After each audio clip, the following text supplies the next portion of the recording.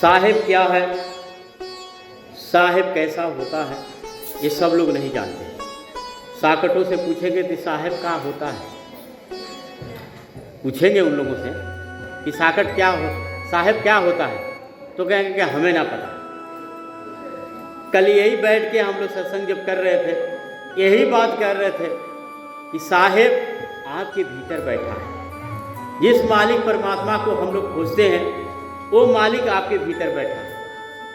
अब वही बोल रहा है, उसकी आवाज़ जो निकल रही है, यही आवाज़ जो है उसी का अंश है। जिस प्रकार से एक चापाकल से या कुएं से पानी जो होता है निकाला जाता है और 4 जगह बांट दिया जाता है, 4 जगह घड़े में रख दिया जाए, अब फिर ले जाके कुएं में डाल दिया जाए तो कोई फर्क नहीं होता। पानी पानी होता है, पानी में डाल देंगे तो पानी पानी होता है, कोई फर्क नहीं। लेकिन अगर एक घड़े में अगर हम गोबर घोर देंगे तो फिर फर्क हो जाए। चाहे उसमें आप रंग डाल दीजिए तो भी फर्क हो जाए। इसी प्रकार से हम लोग जो है दारू मांस मदिरा खा के जितना भी खाते हैं, उसी का नतीजा हम लोगों को कर्म के अनुसार दंड मिलता है। निरंजन कहता है कि कर्म का बंसी लाई के पकड़े जग सारा हो। वो कर्म के अनुसार आपका जो है लेखा जोखा लेता रहता है और उसी अनुसार से जो है आपका प्राण लेके जाता है। फिर उसके बाद जो है जैसा किया रहता है उसी अनुसार ले जाके आपको जन्म दे देता है। मनुष्य देह में 9 इंद्रियां 10 इंद्रियां बनी हैं, 10 दरवाजे बने हैं। इसके भीतर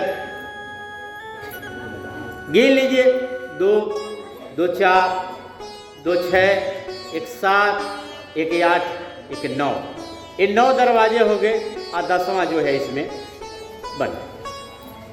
बच्चा जब पैदा होता है तो देखेंगे उसका जो तारू होता है हमेशा चलता रहता है, ऊपर नीचे ऊपर नीचे ऊपर नीचे करता है। इसलिए करता है कि क्योंकि वहीं से प्राण समाता है। आकाश तत्व जो होता है हम लोगों का जो है मुख्य होता है, इसी रास्ते से जो है प्राण समाता है। और फिर ये 9 इंद्रियां जो बनी हुई हैं, इस 9 इंद्रियां से जो है प्राण निकलता है तो फिर अपने अपने रास्ते की तरफ निकल जाती है। अगर कान से अगर किसी का प्राण निकलता है तो प्रेत योनि में चला जाता है। आंख से अगर किसी का प्राण निकल गया तो चिड़िया चुरुंग में चला जाता है, अंडज जो होते हैं। नाक से किसी का प्राण निकलता है तो अस्थावर में चला जाता है, पेड़ पौधा की योनि में चला जाता है। अब मुंह से प्राण अगर निकलता है, मुंह खुल जाता है तो अन्न खाने वाले जीव में चला जाता है। पेशाब के रास्ते से अगर निकलता है तो जल का जीव हो जाता है। जितने मेढक हैं, सांप है और तमाम जानवर होते हैं, ये सब उसमें होते हैं, उसी में चले जाते हैं। उसके बाद लाइटिंग के रास्ते से अगर निकलता है तो नाली का कीड़ा मकोड़ा होता है। आईसी में 10वां दरवाजा बंद है, इसको खोलना है और वो सदगुरु के माध्यम से खुलता है, तब ये खुलेगा, नहीं तो नहीं खुलेगा।